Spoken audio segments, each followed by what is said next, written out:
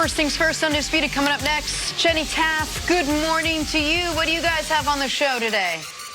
Good morning, Jenna. Hey, guys. Coming up on Undisputed, packed Monday. Did the Cowboys turn things around against the Rams? And are the Patriots in serious trouble after yesterday? Plus, Michael Vick and James Harrison are both in studio with us. Undisputed coming up next. Jenna, back to you. Thanks, Jenny. Look forward to it. Time now for us to go viral. Tom Brady had 2 touchdowns in the Patriots win over the Bengals in Cincinnati yesterday, but the best offense came from the Cincinnati Bearcats mascot during a timeout. Oh, get that. Eat that. Kids. On his way to the end zone. Truck stick. You know what? We coddle kids too much. I actually like seeing a mascot just lay them out, stiff-arming these little kids. That guy just gets a knee to the chops. That reminds me of the now gone but great NCAA football video game where you could play as the mascots. That's awesome. I'm all for mascots wrecking regular people. Me too. Especially young kids. Yeah, especially young people. Oh, yeah, you thought this was going to be your big moment, didn't you, little kid? You had to play on the favorite football team's field. Instead, you get beaten by a fictitious Bearcat. Loves it. Look, the kid loves it. Oh, yeah. You got no choice. That's awesome. I love that.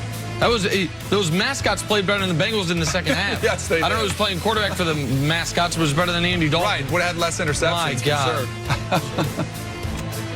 Okay. I was going to say something about the baseball mascot. You should have gone with it. You should have done it. There's a lot going on. I didn't know you guys were going back and forth. This is my favorite thing. I'll tell you another time. Okay. Nobody cares. Sticking with the Patriots and the Bengals and all the drama leading up to the game.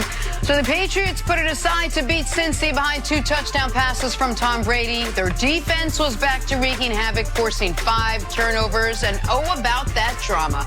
Before the game, Fox's Jay Glazer revealed exclusive footage he had obtained of the Patriots filming the Bengals sideline. Take a listen to the Pats videographer being questioned by Bengals security. And this is a piece you're filming on your advanced scout? Yeah. Yeah. Come on, guys. I don't see the advanced scout in this footage. No, it's not. We were trying to get some field perspective. It's my bad. You can. That's not the field. That's why you would think you could take that. I didn't know. I didn't know. But I can delete this right here for you. Damage is done, my friend. No, it isn't, because we deleted it. Once again, Once it's gone. 22 yards line, 29 yards on the punt. I can't get that. 29 yards. There's no way I can get that footage back. I'm being honest with you. And I don't have a computer to even put it that way. Once this card is, that's it. Yeah, I don't see the advanced scout in any of this video they're shooting. Looks like the Patriots just got busted right there. Multiple times offering to delete the footage. That's not great. Nick, what'd you make? What was your reaction to what you saw there? Well, that's the worst case scenario for the Patriots. What they were shooting, that it wasn't wide of the entire field, which would be against the rules, but maybe you could find a justification for. It wasn't to the field, back to the scout, so you could figure out, like, if it is for what they say it's for, the narrative line of, while he's watching this, he's looking for this. That would be against the rules, but maybe you could find some wiggle room. No, it's close and tight, on the sideline, specifically prohibited. And Jenna, to your point, the videographer saying, no, I'll just delete it. This is the kid that gets caught shoplifting and says, let me just put it back. Not, no, I'm not stealing.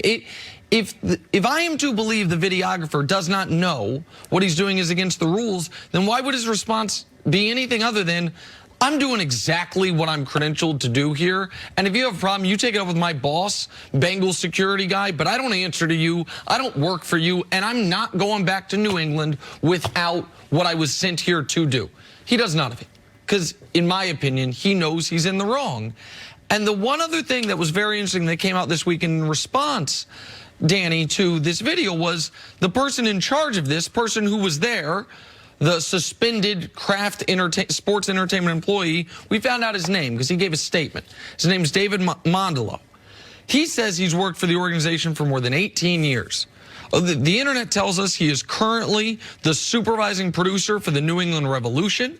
He was, I found a video he did for the team website back in 2012. He was the according to Richard Deitch, listed as the director for one of Belichick's TV shows. I say all that to say this. He knows the rules. He absolutely knows what the Patriots have been dinged for in the past. He knows what you are and are not allowed to shoot. At least I believe he does. And he is not, as the Patriots tried to imply in their initial statement, independent contractors who shot the video. Maybe the actual guy holding the camera was a guy you hired but not the guy part-time, telling him what to shoot. Not the person on the ground whose project this was. That person says he's been with the organization for 18 years. And Danny, obviously this is the worst if Belichick is issuing the edict. But even if he's not, there is clearly a culture in this organization of do anything you can to gain any type of advantage, and if you get slapped on the wrist, so be it. If you get your hand chopped off, which is what the penalty for Spygate was, if you get both hands chopped off, which is what the penalty for Deflategate was, keep doing it. And to me, there's no way around it after seeing that video. No, it's as incriminating as it gets for the Patriots right now. You've got the history that goes against them. You've got video evidence now that goes against them that basically shows you exactly what you're talking about. The guy's saying, well, we can just delete it. That's not how it works. I think one of the most incriminating things is a piece that Seth Wickersham wrote. It was a long-form piece, and it was specifically on Spygate. And as much as the Patriots want to deny this, this feels an awful lot like Spygate, the sequel. It feels like it's just the next step in that evolution of events. In this 2015 piece, Seth Wickersham wrote about how they would send an advanced scout, who was exactly what we're talking about now, to opponent stadiums where they would take meticulous notes and video of substitutions, signals, anything that goes place on the sideline. That's the first bit of evidence that's there that kind of proves this. They also said they were told to wear Patriots TV or Kraft Productions attire.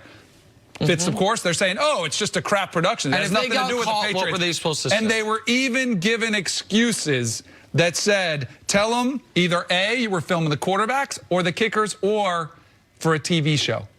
Which is exactly the excuse that they're giving this time around.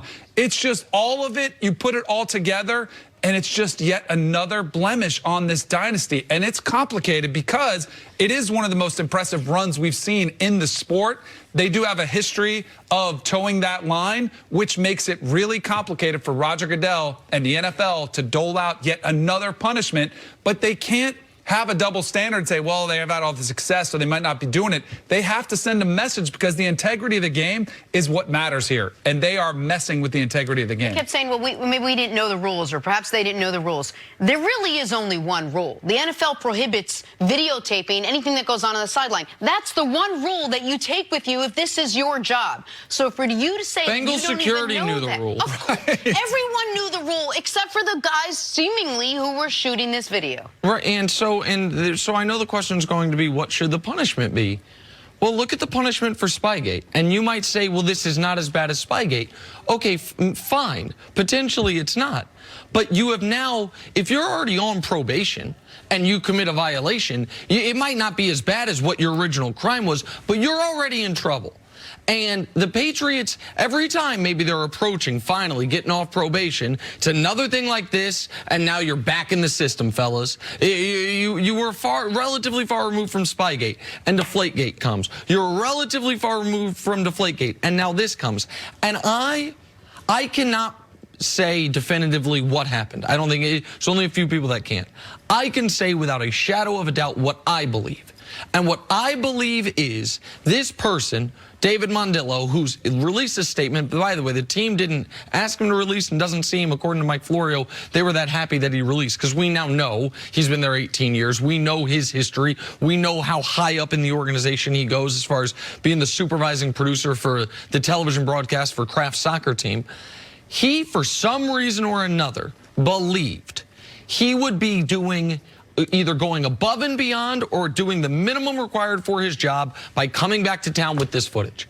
So either that's because his supervisor or his supervisor's supervisor, however high it goes, feels this is part of what we do. And that, to me, is unacceptable. deniable, i.e., you could have a Patriot 6 rings tattoo and you watch this video. Maybe your answer is, I don't care. Everyone does it. We're just the only ones who get caught. You can create some mitigation, but you cannot deny what they're doing here and the sole purpose of this. You and I both have radio shows, a Sirius XM, and I've heard some Patriots, the excuses that they want to make, and I'll dispel some of those excuses. One, well, why would we need it against the Bengals? Well, here's why. Because if you have this dossier of this file of every team and what they like to do, well, you have a new coach with Zach Taylor in the Cincinnati Bengals. That file is probably empty and needs to be updated. So that's why they're there. Who's to say they won't be good in 2024? Exactly, which is when this would probably come into play. The other thing I've heard is that, well, now that there's communication with a defensive player, signals don't matter. That's hogwash too, because signals absolutely are still in play. Yes, they can voice the play calls in, but there are checks made all the time by other assistants on the staff that are on the sideline, and there's substitutions that take place where if you can glean the subtlest of edges with a check, with a substitution, you will use that in a game where we see so many times it comes down to 1 or 2 plays. It matters. If the video was useless, it wouldn't be against the rules for filming. Right. If the video was useless, you wouldn't send the advanced scout to go watch it and then say what he saw. What's better than that is that those excuses are just that, excuses. And credit to Jay Glazer and the Fox crew for getting that and putting it out there, because now we know. Don't trust me, but just trust your, don't think you have to trust your lying eyes. We know what we saw. It's obvious. And of course,